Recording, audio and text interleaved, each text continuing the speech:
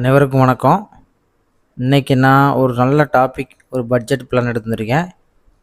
இன்றைக்கி எவ்வளோ தான் மாதம் நம்ம சம்பளம் வாங்கினாலும் சம்பளம் காண மாட்டேங்குது. அது கவர்மெண்ட் வேலை பார்த்தாலும், ஒரு ப்ரைவேட்டில் வேலை பார்த்தாலும், இல்லை நார்மலான கட்டிட தொழிலாக இருந்தாலும் சம்பளம் வாங்குகிறோம். சம்பளம் எங்கே போகுதுன்னு தெரில.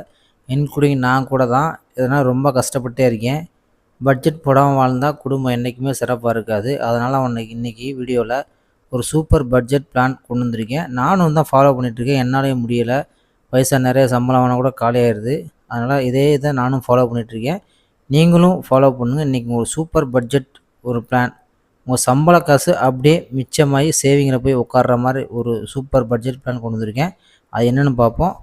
அந்த பிளான் தான் ஜீரோ பேஸ்டு பட்ஜெட் பிளான். அதாவது ஜீரோ பேஸ்டு பட்ஜெட் பிளான்னா எல்லா காசையும் நீங்கள் கணக்கு வச்சு எல்லா காசுக்கும் ஒவ்வொரு செக்ஷனும் ஒதுக்கி விட்ருணும். லாஸ்ட்டில் மிச்சம் உங்கள் கையில் எந்த காசும் இருக்கணும். ஃபஸ்ட்டு எந்த காசுமே இருக்கக்கூடாது. அதான் ஜீரோ. லாஸ்ட்டில் உங்களுக்கு எல்லா காசையும் பட்ஜெட் போட்ட பிறகு உங்கள் கையில் ஜீரோ தான் இருக்கணும். அதுதான் ஜீரோ பேஸ்டு பட்ஜெட் பிளான்.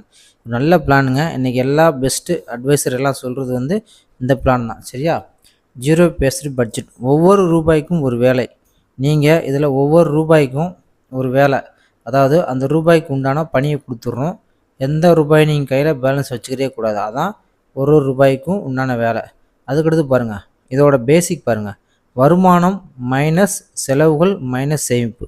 உங்கள் வருமானத்தில் நீங்கள் செலவை கழிச்சிடணும், சேமிப்பை கழிச்சிடணும். இறுதியில் என்ன இருக்கணும்? ஜீரோ தான் இருக்கணும். அதான் ஜீரோ பேஸ்டு சேமிப்பு திட்டம். திட்டமிடல். ஃபஸ்ட்டு நீங்கள் அந்த அமௌண்ட்டை நீங்கள் திட்டமிடணும். அந்த வருமானத்தில் எவ்வளையோ அந்த வருமானத்துக்கு ஏற்ற மாதிரி ஃபஸ்ட் நீங்கள் திட்டமிட்டுறணும். அதான் திட்டமிடல். ஜீரோ மிச்சம். இதில் நீங்கள் ஒரு அமௌண்ட்டு வருமானத்தை வர்ற சம்பளத்தை நீங்கள் ஃபுல் அண்ட் ஃபுல்லு எல்லா செக்ஷன் டிபார்ட்மெண்ட்லையும் ஒதுக்கிடணும். அப்போ தான் லாஸ்ட்டில் உங்களுக்கு ஜீரோ தான் இருக்கணும். ஜீரோ மிச்சம். சப்போஸ் அந்த ஜீரோ தாண்டி உங்களுக்கு கையில் இருப்பு இருந்தால் அது வெறும் சேமிப்பாக தான் இருக்கணும். சரியா? இதுதான் ஜீரோ பேஸ்டு பட்ஜெட். சிம்பிளாக சொல்லப்போனால் உங்கள் எல்லா காசுக்கும் ஒரு கணக்கு வச்சுக்கிறணும். லாஸ்ட்டில் எந்த காசும் கையில் மிஞ்சக்கூடாது. அதான் ஜீரோ பேஸ்டு சிஸ்டம். எக்ஸாம்பிள் பாருங்கள். ஒரு 40,000 நீங்கள் சம்பளம் வாங்கினேன்னு வச்சிங்களேன். யாரும் கூட சம்பளம் வாங்க மாட்டேன். நிறைய பேர் சம்பளம் அதிகம் கம்மியாக தான் வாங்குவாங்க. ஒரு எக்ஸாம்பிள் வச்சுருக்கேன். ஒரு 40,000 பேர் நீங்கள் ஒரு 40,000 ரூபாய் நீங்கள் மாதம் வருமானம் என்றால் அது பாருங்கள். வீட்டு செலவுக்கு 12,000, உணவுக்கு 6,000, டிரான்ஸ்போர்ட் பஸ்ஸுக்கு 2,000, மின்சாரத்துக்கு 2,000, முதலீட்டுக்கு 8,000, எமர்ஜென்சி ஃபண்டு ஒரு 5,000, பொழுதுபோக்கு 3,000, இதர செலவு 2,000, இறுதியில் ஜீரோ மிச்சம். இந்த மாதிரி நீங்கள் எந்த ஒரு எல்லா அமௌண்ட்டையும் டோட்டலாக, அதாவது நீங்கள் ஒரு கடைசி வரைக்கும் ஜீரோ மிச்சம் வர வரைக்கும் இந்த ஒரு அமௌண்ட்டு உங்களுக்கு ஒரு 40,000 சொன்னால அந்த மாத அமௌண்ட்டு தான் இந்த மாதிரி நீங்கள் பிரித்து வச்சுக்கணும். வீட்டு செலவு, உணவு இப்படி பிரித்து வச்சிட்டிங்கன்னா லாஸ்ட்டில் ஜீரோ மதிப்பாக இருக்கணும். இதில் பாருங்கள், உங்களுக்கு எல்லாமே வருது. சேமிப்பு வருது, எமர்ஜென்சி ஃபண்டு வருது, பொழுதுபோக்கு வருது, இதர செலவு எல்லாத்தையும் செப்பரேட்டாக தனியாக பிரித்து வச்சுக்கோங்க. பிரித்து வச்சுட்டு நீங்கள் இந்த மாதிரி ஒரு சிஸ்டத்தை ஃபாலோ பண்ணிங்கன்னா, ஜீரோ பேஸ்டு பட்ஜெட் பிளானை ஃபாலோ பண்ணிங்கன்னா கண்டிப்பாக உங்களுக்கு சேவிங் ஆயிரும், உங்கள் செலவுக்கு செலவாயிரும். நான் எக்ஸாம்பிள் தான் சொன்னேன். 40,000 நீங்கள் ஒரு 10,000 இருந்தால் கூட இந்த மாதிரி செக்ஷன் வைஸாக நீங்கள் பிரிச்சுக்கலாம். ஒரு 10,000 இருந்தால் கூட, ஒரு 20,000 இருந்தால் கூட நீங்கள் அந்த மாதிரி பிரித்து வச்சுக்கலாம். சரியா? அது உங்களுடைய மணி மேனேஜ்மெண்ட் பொறுத்து. அதுக்கடுத்து பாருங்கள், இந்த மாதிரி ஜீரோ பட்ஜெட்டில் வச்சோம்னா என்ன நன்மைகள் கிடைக்குது பாருங்கள். இந்த மாதிரி ஜீரோ பேஸ்டு பட்ஜெட் பிளான் நீங்கள் ஃபாலோ பண்ணிங்கன்னா உங்களுக்கு தேவையற்ற செலவு குறையும். ஃபஸ்ட்டு நீங்கள் ஆல்ரெடி இதில் என்ன ஒரு யூஸ்னால், நீங்கள் ஆல்ரெடி அந்த செலவை ஒதுக்கிடுறீங்க. அதாவது இந்த செலவுக்கு இவ்வளோ காசு அப்படின்னு ஒதுக்குனதுனால உங்களுக்கு நீங்கள் எந்த செலவும் எக்ஸ்ட்ரா செய்யவே மாட்டீங்க. ஏன்னா எல்லா செலவும் இன்க்ளூடிங் பண்ணிடுறீங்க. தேவையான செலவு வர்ற சான்ஸே கிடையாது. சேமிப்பு அதிகரிக்கும். நீங்கள் தான் கண்டிப்பாக அதில் சேமிப்புன்னு தனியாக ஒரு அமௌண்ட் ஒதுக்கிறீங்க, அதை டெபாசிட் பண்ணிடுறீங்க. சேமிப்பு அதிகரிக்கும். கடன்களை அடைக்கலாம். நீங்கள் இஎம்ஐ அந்த மாதிரி ஒரு தவணை முறைக்கும் நீங்கள் அதில் அமௌண்ட் ஒதுக்குறதுனால உங்களுக்கு கடன் டக்குன்னு அடைச்சிட்டு வந்துடும்.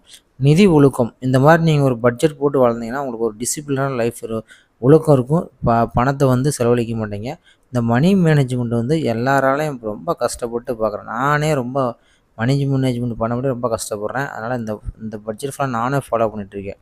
அதுக்கடுத்து பாருங்கள், எங்கே தொடங்கலாம், அதாவது நீங்கள் எப்படி ஆரம்பிக்கலாம், அந்த ஸ்கீம் ஆரம்பிக்கலாம் அப்படின்னா ஒரு பிரச்சனையும் இல்லைங்க. ஃபஸ்ட்டு ஒரு டைரி இல்லை ஒரு நோட்டு வாங்கிங்க. இந்த மாதத்துலேருந்து நீங்கள் ஸ்டார்ட் பண்ணுங்கள். மாத வருமானத்தை எழுதுங்க ஒரு நோட்டில். இந்த மாதம் மே மாதம், ஜூன் மாதம் அப்படின்னு எழுதுங்க. செலவுகளை பட்டியலிடுங்கள். உங்களுக்கு என்ன செலவு வருது, குழந்தை மெடிசனு, உணவு, சாப்பாடு, கறி எடுக்கிறது, மீன் கறி, இறைச்சி எல்லாம் எடுக்கிறது. அதுக்கு பிறகு உங்களுக்கு ஸ்நாக்ஸு, ஃபேமிலி செலவு, பைக்குக்கு செலவு, இந்த செலவு தனியாக பட்டியல் போடுங்க. அதுக்கப்புறம் சேமிப்பு சேர்க்கும், அதாவது சேமிப்புக்கும் ஒரு பட்டியல் போட்டு லிஸ்ட் வச்சுக்கோங்க. அதுக்கப்புறம் மீதி தொகை, சப்போஸ் இவ்வளோ பட்ஜெட் போட்டவரை உங்களுக்கு அமௌண்ட் கையில் இருக்குன்னா அதையும் ஒரு தேவைக்கு, வேறு தேவைக்கு ஒதுக்குங்க. அதாவது கையில் பைசாவே இருக்கக்கூடாது, எல்லா தேவைக்கு ஒதுக்குங்க, இல்லை சேமிப்பில் போட்டுருங்க. இதை கண்டினியூவாக பண்ணணும், அதான் முக்கியம். கன்சிஸ்டண்ட்டாக நீங்கள் பண்ணிகிட்டே இருக்கணும். மாதம் மாதம் இதே பண்ணிங்கன்னா நான் சொல்கிற அந்த நன்மைகள் எல்லாம் கிடைக்கும். ஆகவே வீடியோ தொடர வேண்டும். வீடியோ என்னால் ஒரு வீடியோ மேக்கிங் கிடையாது, நார்மல் வீடியோ தான். உங்களுக்காண்டி ஒரு யூஸ்ஃபுல்லான வீடியோ தான். நீங்கள் இதை யூஸ்ஃபுல்லாக வச்சுக்கோங்க, இதை ஃபாலோ பண்ணுங்கள்.